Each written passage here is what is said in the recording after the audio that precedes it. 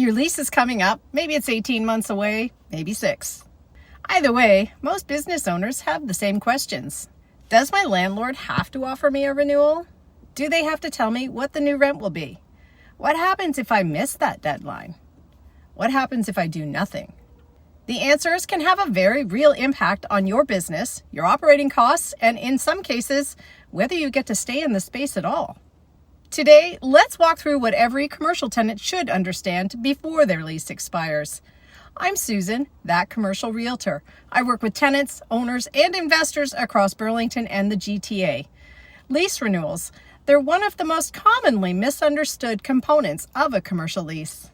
First and foremost, your commercial lease is a contract. It's not an entitlement. Commercial leasing is very different from residential leasing. When a commercial lease expires, there are very few automatic protections for you, the tenant. The rights and obligations of both parties are largely determined by the lease itself, so that means your lease is the very first place you need to look. Specifically, I want you to find 2 things. 1, do you even have a renewal option? And 2, what's the deadline to exercise that renewal? That deadline really matters. Many renewal options require written notice 6, 9, or even 12 months before that lease expires. Miss that deadline and you may lose the benefit of that option entirely. Your landlord is not responsible for reminding you. The responsibility to understand and comply with those deadlines, that rests with you, the tenant. In fairness, most landlords will reach out before the expiry, but don't assume they have to, and definitely don't assume that they will. Know your dates before they become a problem. What does exercising your option actually mean? When your lease includes a renewal option, it means you have the right, but not the obligation, to stay. To preserve or exercise that right, you typically need to provide written notice within the time frame outlined in your lease. And here's where many tenants get into trouble. The decision to exercise that renewal option and the negotiation of renewal rent are often 2 separate processes. Many tenants wait for the landlord's proposed renewal rate before deciding, and if the renewal deadline passes while you're waiting, you can lose your option entirely. The better approach is to understand your renewal timeline well in advance. Review the market, review your alternatives, understand what comparable space is leasing for, then make an informed decision before your deadline arrives. One important caution, if you're uncertain whether you want to stay, make sure any notice is carefully worded.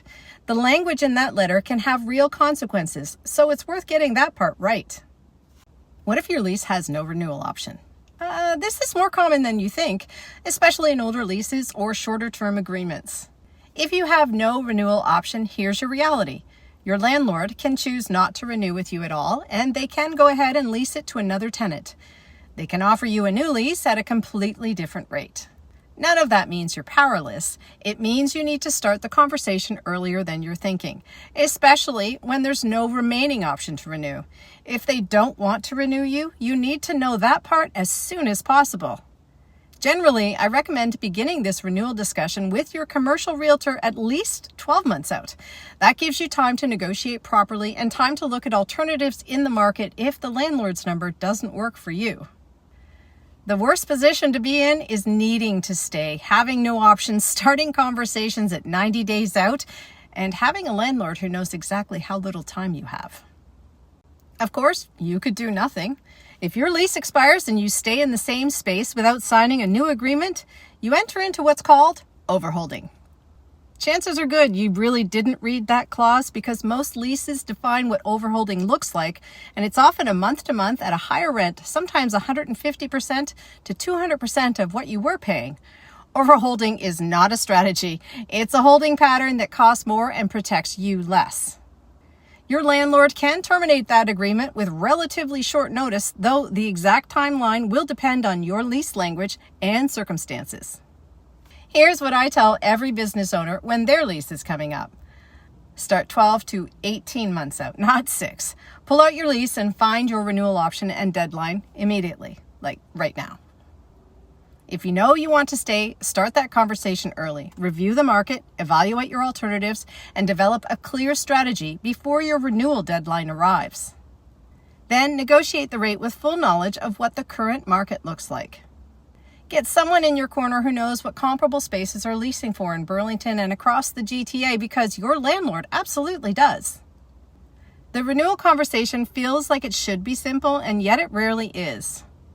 However, if you start early, understand your timeline, and approach it as a real negotiation rather than a formality, you're in a much stronger position than most. If your lease is expiring in the next 12 to 24 months, whether you're in Burlington, Oakville, or anywhere across the GTA, this is the time to get informed and get moving. Not because the landlord is your enemy, but this is business.